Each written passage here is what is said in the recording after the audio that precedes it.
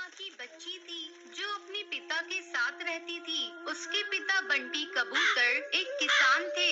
उन्होंने टुनटुनी के लिए दूसरी माँ लाने का विचार किया और दूसरी शादी कर ली। पर बंटी कबूतर की दूसरी बीवी लाडो चिड़िया टुनटुनी को बिल्कुल भी पसंद नहीं करती थी। एक दिन, टुनटुनी, पूरे दिन तुम रोटियां तोड़ती रहती हो, कुछ काम धाम है या नहीं? आप बोलो माँ, आप क्या काम करवाना चाहती हैं? मैं कर दूंगी। ये लो पैसे और पास की सब्जी मंडी से सब्जी ले आओ। ठीक है माँ। टुनटुनी पैसे लेकर सब्जी मंडी चली जाती है और जब वापस आती है तो आज तो सब्जी बहुत महंगी थी, सारे पैसे उड़ा आई क्या?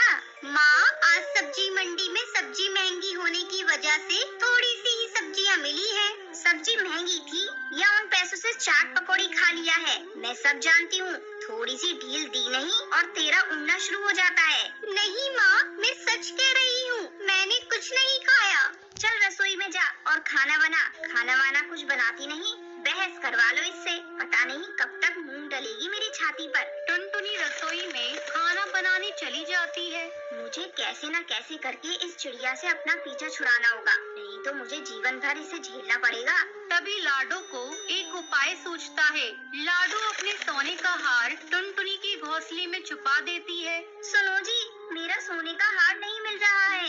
यही कहीं होगा, तुम रखकर भूल गई होगी। नहीं जी, मैंने चारों तरफ देख लिया है पर मुझे नहीं मिला। बस एक टुनटुनी का घोंसला रह गया है, उसकी तलाश लेनी है।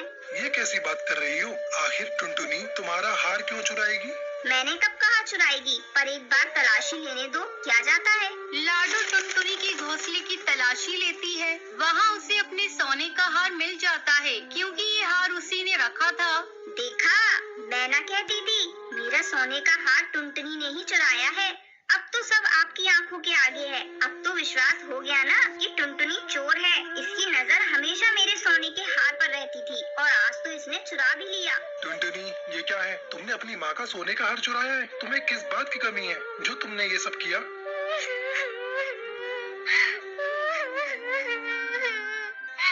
नहीं पापा, मैंने सोने का हार नहीं चुराया। मुझे नहीं पता ये हार कहाँ से आया। मैं भला हार क्यों चुराऊंगी? पर ये तो मेरी आंखों के आगे ही तेरे घोंसले से निकला है। अगर तूने नहीं चुराया तो ये हार तेरे घोंसले से कैसे निकला?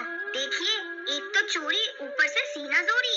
या तो इस घर में अब ये रहेगी या फिर मैं। कल को अगर मेरा कोई और सामान इसने चुरा लिया तो मैं तो कंगाल हो जाऊंगी। नहीं पापा, मैंने कुछ नहीं किया। मुझे घर से मत निकालिए। आज के बाद आपको कोई शिकायत का मौका नहीं दूंगी। मैं एक कोने में रहूंगी। माँ, मुझे घर से मत निकालो, मैं घर का सारा काम करूंगी। बंटी कबूतर चुपचाप खड़ा देखता रहता है, वो कुछ नहीं बोलता। टुनटुनी अपनी आंखों में आंसू लेकर उस घर से निकल जाती है और रोते रोते एक जंगल की ओर चल पड़ती है। तभी टुनटुनी को एक खरगोश दिखाई देता है जो झाड़ियों में फंसा होता है। ये खरगोश तो बहुत खूबसूरत है, पर ये तो झाड़ियों में फंसा हुआ है। मुझे इसकी मदद करनी चाहिए। इसे तो झाड़ियों से चोट भी लग गई है। टुनटुनी झाड़ियों से खरगोश को निकाल देती है और जड़ी बूटी को उसके घाव पर लगा देती है। खरगोश ठीक होकर जंगल की ओर भागता है। वो खरगोश के पीछे पीछे घने जंगल के अंदर पहुंच जाती है। अरे, मैं ये कहाँ आ गई? ये तो घना जंगल है, इसमें तो बहुत सारे जंगली जानवर भी रहते होंगे। अब मैं क्या करूँ? टुनटुनी उदास होकर बैठ जाती है। ऐसे बैठने से कुछ हासिल नहीं होगा, मुझे कुछ करना होगा। मैं घर वापस भी नहीं जा सकती, मेरा तो कोई ठिकाना भी नहीं है। मुझे यहीं पर रहना होगा इस जंगल में। पर मैं इस घनघोर जंगल में जंगली जानवरों के बीच कैसे रहूंगी?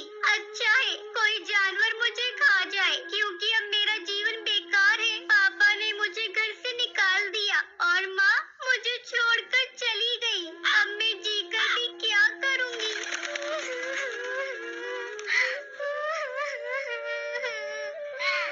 टुनटुनी ऐसा सोच ही रही होती है कि तभी वो खरगोश वहाँ आ जाता है। टुनटुनी, तुम बहुत ही अच्छी चिड़िया हो। तुम ऐसा कैसे सोच सकती हो? तुम्हें तो अभी और जिंदगी जीनी है।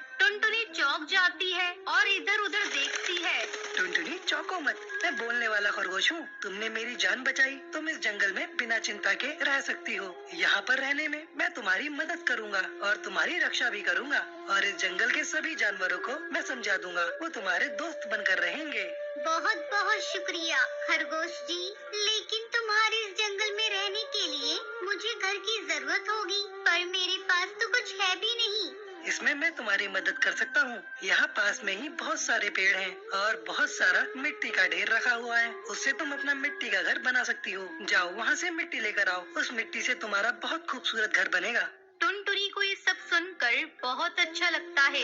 वो मिट्टी पेड़ के पास से ले आती है और एक बहुत ही सुंदर घर बनाती है। साथ ही नहाने के लिए एक स्विमिंग पूल भी बनाती है जो बहुत ही खूबसूरत होता है। उसके मिट्टी के बने हुए घर से जंगल में एक रौनक सी हो जाती है। वाह टुनटुनी, तुमने तो कमाल कर दिया। ये तो जंगल के सभी घरों से बिल्कुल अलग और सुंदर है। उसके बाद टुनटुनी घर में खुशी खुशी रहने लग जाती है।